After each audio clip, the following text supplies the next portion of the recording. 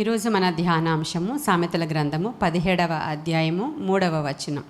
వెండికి మోస తగినది, బంగారునకు కొలిమి తగినది, హృదయ పరిశోధకుడు యెహోవాయే. ఈ మాట మనం సామెతల గ్రంథాన్ని కొన్ని మాటలు ధ్యానం చేస్తున్నాం కాబట్టి ఒక్క వర్డ్ని మనం ధ్యానం చేద్దాం. వెండికి మోస తగినదంట, బంగారుకి కొలిమి తగినది. మన హృదయాలను పరిశోధించేవాడు మన యెహోవా దేవుడే అనేటువంటి మాట. మనందరికీ తెలుసు, వెండి బంగారాలని పుటము వేస్తారని కదా. పుటము వేసినప్పుడే దానిలో ఉన్నటువంటి మస్ట్ అంతా కూడా పోయి మేలిమి బంగారం బయటికి రావడం, వెండి అయితే ప్రశస్తంగా ప్యూర్గా బయటికి రావడం అనేది జరుగుతుంది. అయితే మరి మన హృదయానికి కూడా పరిశోధన జరగాలి. అది పరిశోధన జరిగించేవాడు యెహోవాయే అని చాలా క్లియర్గా రాయబడి ఉంది. మన హృదయాల్ని పరిశోధించేవాడు యెహోవాయే. వెండి బంగారాలు ఎలా అయితే పరిశోధించబడిన తరువాత, కొలిమిలో కాల్చబడిన తరువాత, మూసలో వేయబడిన తరువాత అవి ఎలా అయితే ప్యూరిటీ బయటకు వచ్చిందో, మన హృదయాలు కూడా పరిశీలించబడిన తరువాతే మన ప్యూర్ హార్ట్ అనేది బయటికి వస్తుంది. దీన్నే పేతురు రాసినటువంటి పత్రిక, 1వ పేతురు రాసిన పత్రిక 1వ అధ్యాయము 7వ వచనంలో, నశించిపోయే సువర్ణము అగ్ని పరీక్ష వలన శుద్ధిపరచబడుచున్నది కదా, దానికంటే అమూల్యమైన మీ విశ్వాసము ఈ శోధనల చేత పరీక్షకు నిలిచినదై యేసుక్రీస్తు ప్రత్యక్షమగునప్పుడు మీకు మెప్పు, మహిమ, ఘనత కలుగుటకు కారణమగును అనేటువంటి మాట 1వ పేతురు రాసిన పత్రిక 1వ అధ్యాయము 7వ వచనంలో ఉంది. నశించిపోయేటువంటి ఈ వెండి, బంగారము ఇవన్నీ కూడా ఈ లోకంలోనే ఇక్కడ నశించిపోతాయి అవన్నీ. కానీ వాటికే అంత పరీక్షలు అవసరమైతే నశించిపోనటువంటి మన హృదయానికి, మరి మన విశ్వాసానికి ఎంత పరీక్ష అవసరమో కదా. అది ఎందుకు అంటే, దానికంటే అమూల్యమైన విశ్వాసం అంటున్నారు. దేనికంటే? వెండి కంటే, బంగారం కంటే అమూల్యమైన మీ విశ్వాసము యేసుక్రీస్తు ప్రత్యక్షమగినప్పుడు మీకు మెప్పు, మహిమ, ఘనత కలుగుటకు కారణమవుతుందంట.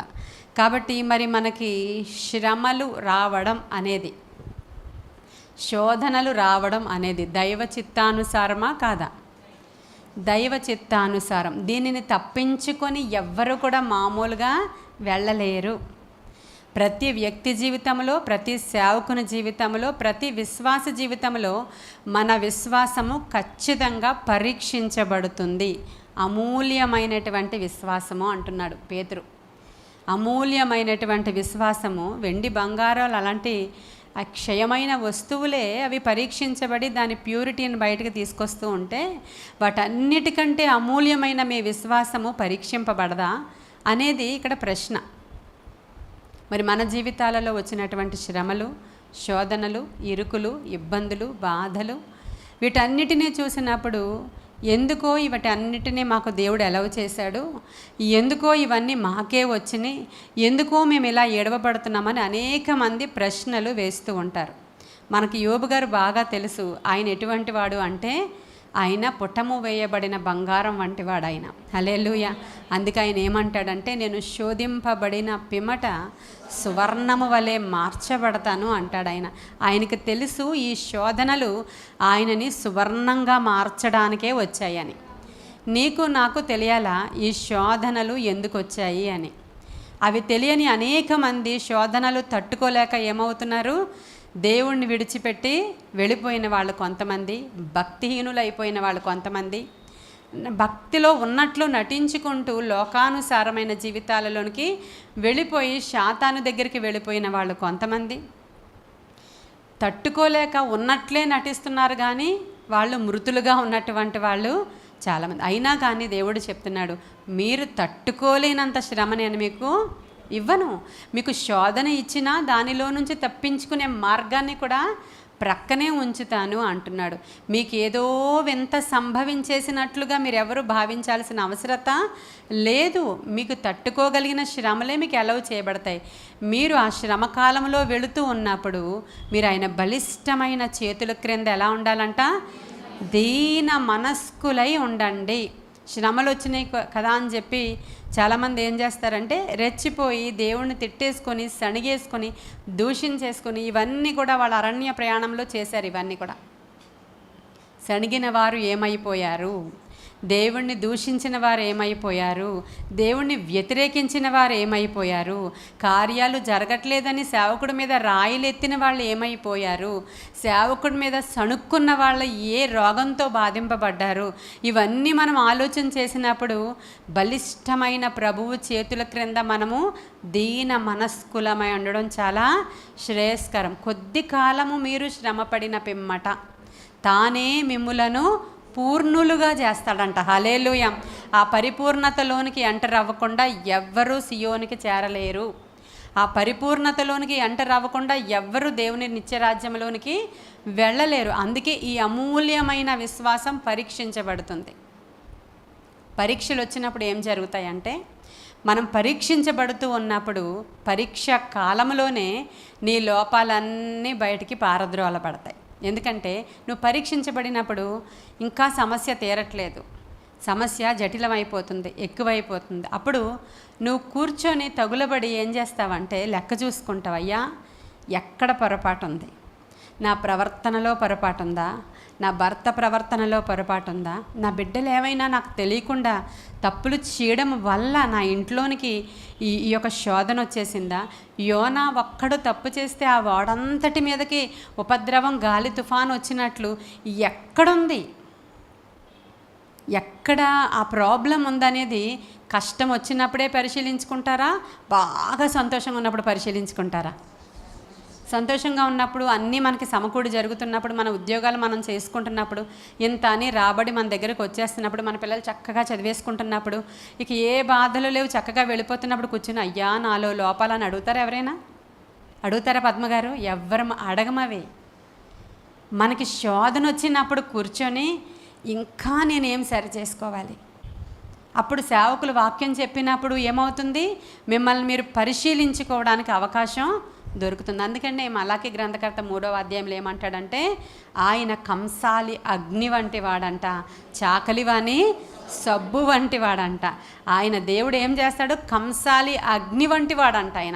ఆయన వాక్కు అగ్ని వంటిదంట, ఆయన వాక్కు పుటము వేయబడినదంట. ఆయన వాక్కు మీకు బయలుదేరి వస్తుంటే కంసాలి అగ్ని, అది మిమ్మల్ని అది మండిస్తూ ఉంటుంది. ఆయన మాట అలాంటిది.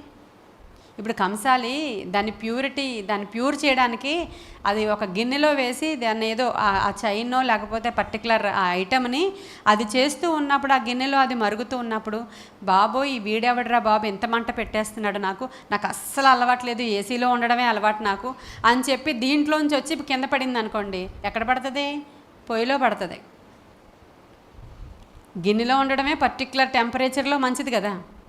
ఆ గిన్నెలో ఉన్నప్పుడు శుద్ధీకరణ జరుగుతూ ఉన్నప్పుడు రకరకాల ఇన్స్ట్రుమెంట్స్ ద్వారా నిన్ను సరిచేయడానికి, చెక్కడానికి ఆ యొక్క యజమానుడు ఉపయోగిస్తూ ఉన్నప్పుడు నీవు సరిచేయబడ్డమే ఉత్తమం తప్ప దానిలో నుంచి తప్పించుకోవాలని బయటపడితే ఇదే ఒక సామెత మనకి వర్తిస్తుంది, పెనం మెంచి పొయ్యిలో పడినట్లు.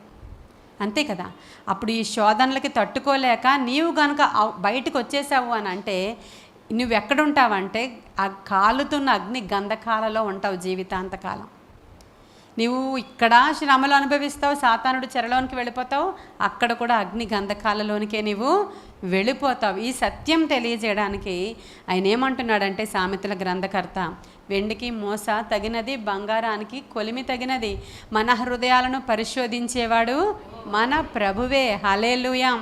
కాబట్టి ఇప్పుడు శ్రమలు, శోధనలు, కొంతమందికి అప్పుల బాధలు, కొంతమందికి వివాహం జరగలేదు పిల్లలకి అనేటువంటి బాధలు, కొంతమందికి వివాహం జరిగి బిడ్డలు పుట్టలేదు అనేటువంటి చెర, ఇంకేంటి వివాహం వయసు దాటిపోతుంది, మరి ఎప్పుడు దేవుడు చేస్తాడో నేను కనిపెడుతూనే ఉన్నాను.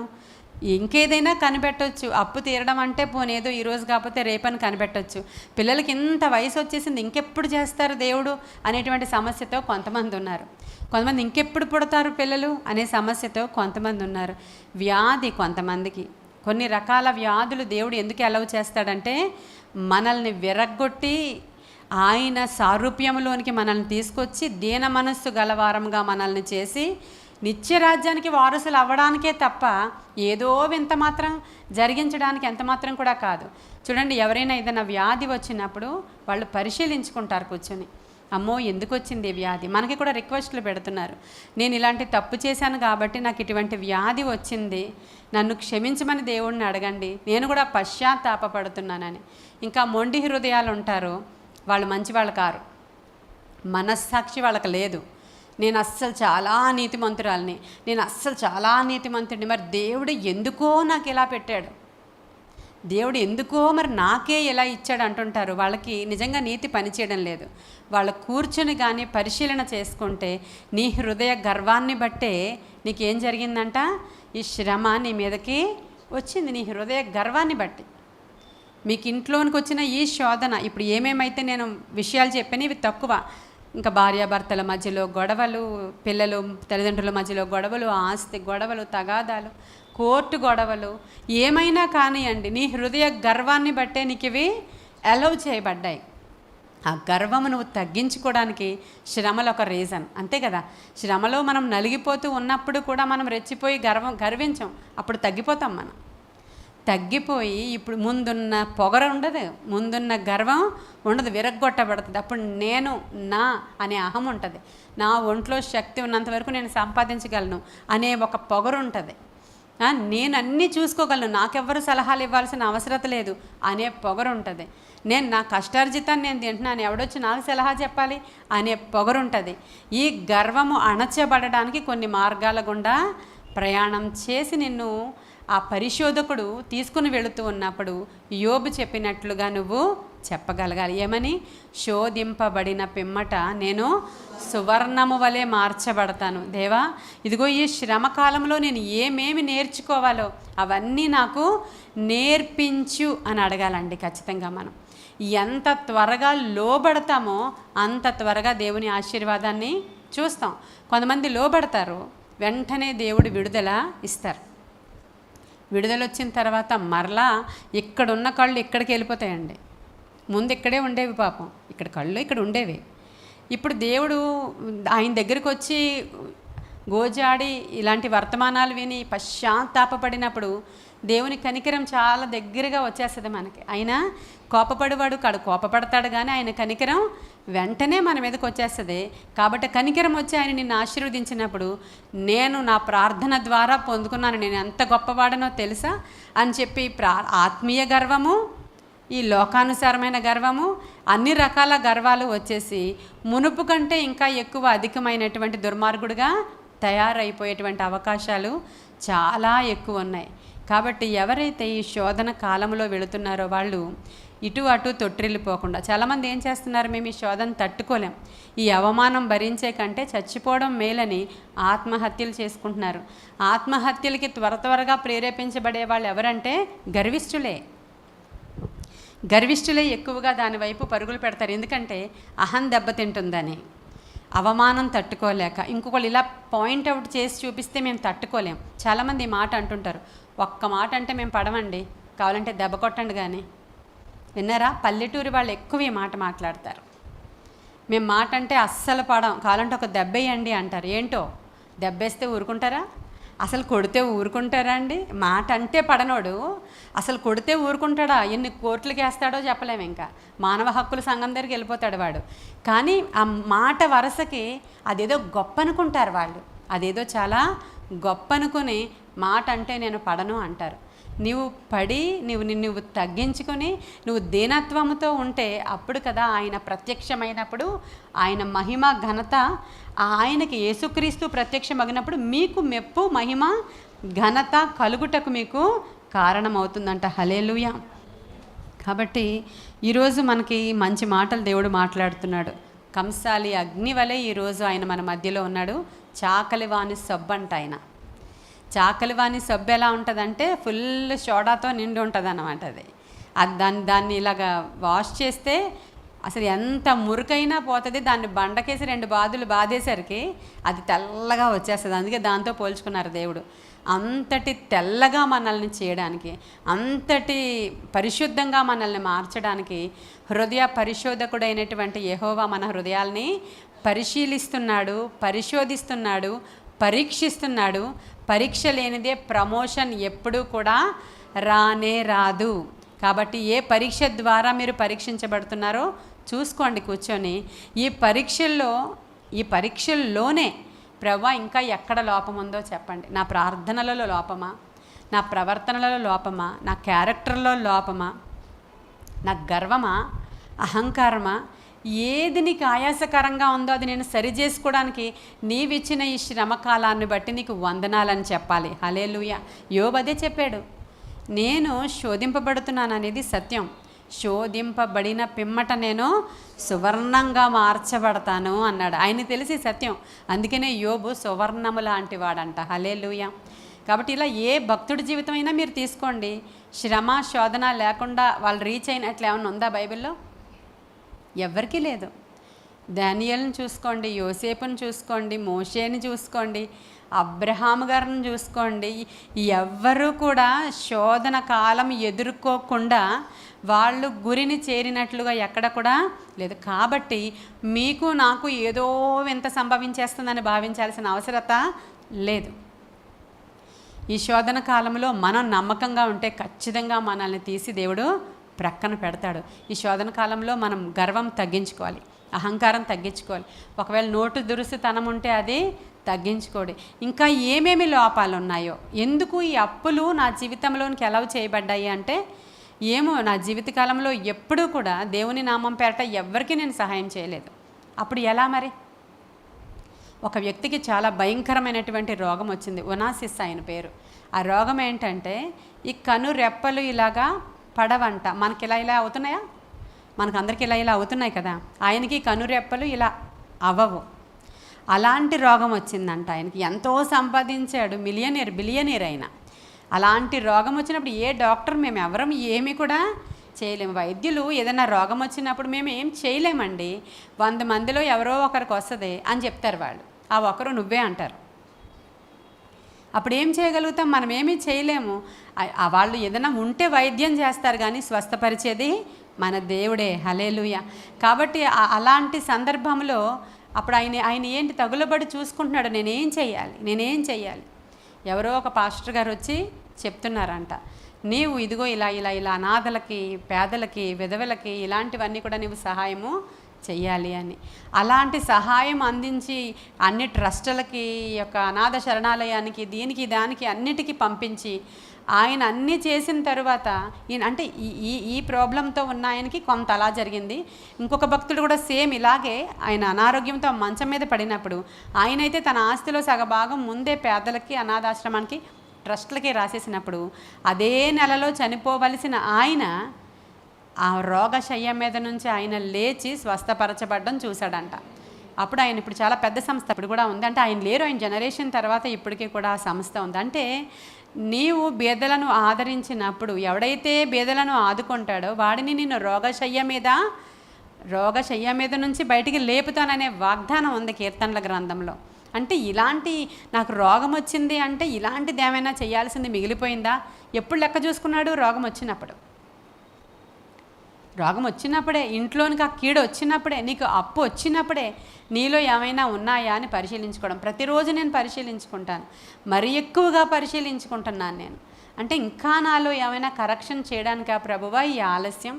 ప్రతి దినము పరీక్షించుకుంటాను నేను ఎవరిని అన్నాను, ఏమైనా అన్నానా, ఎప్పుడైనా గర్వపడ్డానా, నేను అతిశయించానా, దాన్ని బట్టి అతిశయించానా, బిడ్డను బట్టి అతిశయించానా, అందాన్ని బట్టి అతిశయించామా, చదువుని బట్టి అతిశయించామా, దేన్ని బట్టి ఈ శోధన నాకు వచ్చింది, ఇంకా కొనసాగుతుందంటే నేనేం సరి చేసుకోవాలని ప్రతి దినము కూడా ప్రభు పాదాల దగ్గరికి వెళ్ళి పశ్చాత్తాపపడి, నిజంగా పశ్చాత్తాపపడి.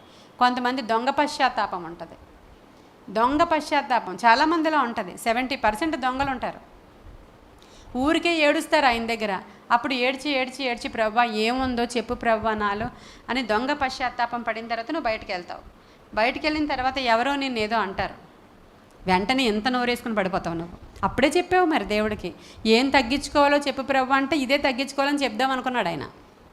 అప్పుడు ఇంత నోరేసుకుని పడిపోతే ఇంకెందుకంటే అదే దొంగ పశ్చాత్తాపం. అదే ఎవరినైనా ఏమైనా నిన్ను అంటే ఊరుకోలేవు, అసలు నిన్ను బ్లేమ్ చేస్తే ఒప్పుకోలేవు, అసలు నీ ఫాల్ట్ ఏంటి అని నీకు ఎవరైనా చెప్తే ఊరుకోవు నువ్వు. నువ్వు ఎటువంటి దానివో నీకు కొన్ని సందర్భాల్లో తెలియకపోవచ్చు. అప్పుడు ప్రక్కనున్న సేవకులో, నీ ఇంటి వాళ్ళో, నీ భర్తో, నీ భార్యో, ఇదిగో నువ్వు ఇలా ఉన్నావు, నువ్వు సరి చేసుకో అని చెప్తే ఎంత నోరు పెట్టుకుని, మరి దేవుడు ఎలా చెప్తాడు? అగ్ని వంటి ఆయన వాక్యము ద్వారా సేవకుల నుంచి నీతో మాట్లాడతాడు, లేకపోతే ప్రక్కనున్న మనుషుల నుంచి మాట్లాడతాడు. ఇప్పుడు ఆ వాడ మీదకి శ్రమ వచ్చేసింది. ఎందుకు ఎందుకు ఎందుకు అని ఇప్పుడు పరిశీలించుకుంటున్నాడు షిప్ కెప్టెన్. ఏమని? ఇదిగో మీరు అందరూ ప్రేయర్ చేసుకున్నారా అని అడిగాడు అందరినీ. అడిగాడా లేదా? అప్పటి వరకు ముందు అడిగాడా? ఎక్కుతున్నప్పుడు టికెట్స్ ఇచ్చినప్పుడు అడిగాడా? టికెట్ ఇవ్వగానే అందరూ ప్రేయర్ చేసుకున్నారా అని అనలేదు. అప్పుడు గుర్తురాదు మనకి. శ్రమ వచ్చేసి అల్ల కల్లోలం అయిపోయి వాడ ఇంక దేనికో దానికి కొట్టుకుని గుద్దుకుని చచ్చిపోతారు. ఇంకా అన్నీ అయిపోతుంటే అప్పుడు గుర్తొచ్చింది, ఇదిగో మీ దేవతలకు మీరు ప్రార్థన చెయ్యండిరా, లేవండిరా బాబు, ఏమైందో చూడండి, ఎవరు ఏ దేవుడికి కోపం తెప్పించారో అని అప్పుడు ఆయన పరిశీలించుకుంటున్నాడు. కిందకి వెళ్ళి చూస్తే ఒకడు ప్రార్థన చేసుకోవట్లేదు. నిజమైన దేవుణ్ణి కలిగిన వాడు ఆయనే యాక్చువల్గానే. అంటే శ్రమ శోధన వచ్చినప్పుడే పరిశీలించుకుంటామని చెప్పడానికి ఎన్ని ఎగ్జాంపుల్స్ అయినా చూపించవచ్చు. కాబట్టి ఈ శోధన కాలం, శ్రమ కాలంలో ఖచ్చితంగా నిజమైన పశ్చాత్తాపం. దావీదుకి వచ్చింది నిజమైన పశ్చాత్తాపం, సౌలుకి వచ్చింది దొంగ పశ్చాత్తాపం. వీళ్ళిద్దరూ మనకు ఎదురుగా కనబడతారు.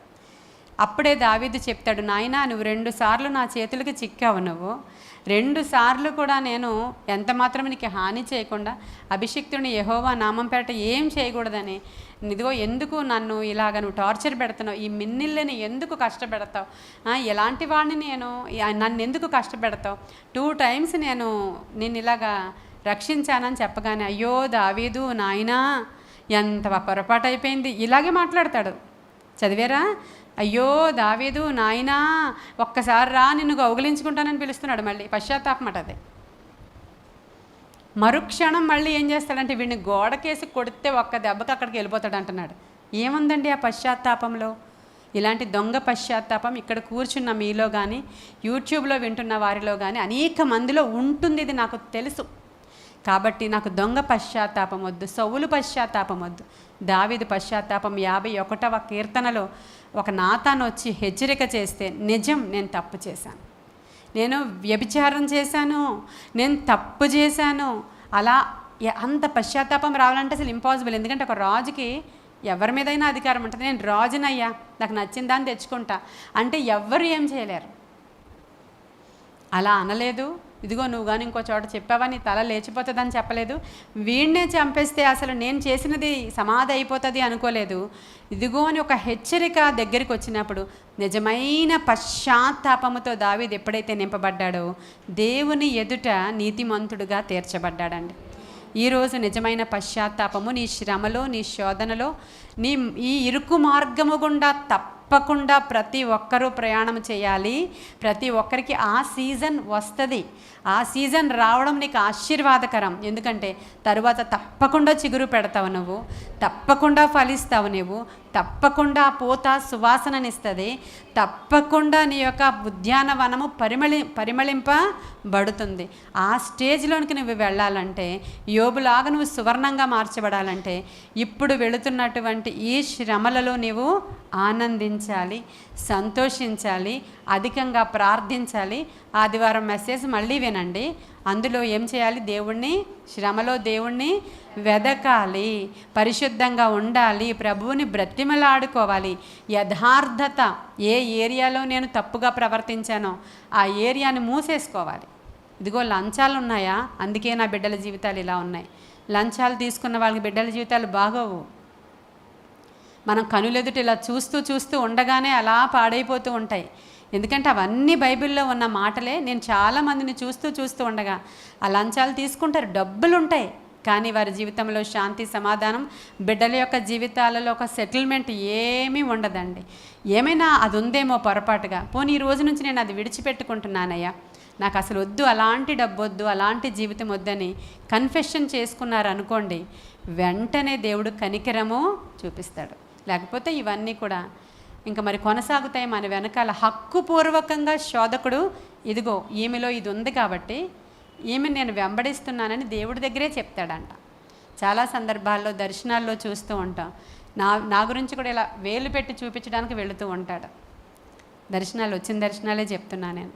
ఇదిగో అక్కడ ఆ లోపం ఉంది, ఇక్కడ ఈ లోపం ఉందని వేలు పెట్టి ఇలా చూపించిన జడ్జిమెంట్. అలాంటి దర్శనాలు మన మీద ఇలా నింద నేరారోపణ అనుదినము చేస్తూనే ఉంటాడు. నిన్నటి దినాన మనం మాట్లాడుకున్నట్లు మనం జీవమార్గం వైపు నడుస్తున్నామా, పాతాళం వైపు వెళుతున్నామా అనేది ప్రతిరోజు పరిశీలించుకుని ముందుకు వెళితేనే కానీ ముందుకు వెళ్ళలేం. కాబట్టి మరి ఈరోజు ప్రభువా మా హృదయాలని పరిశోధించి వాడా నీకు వందనాలు.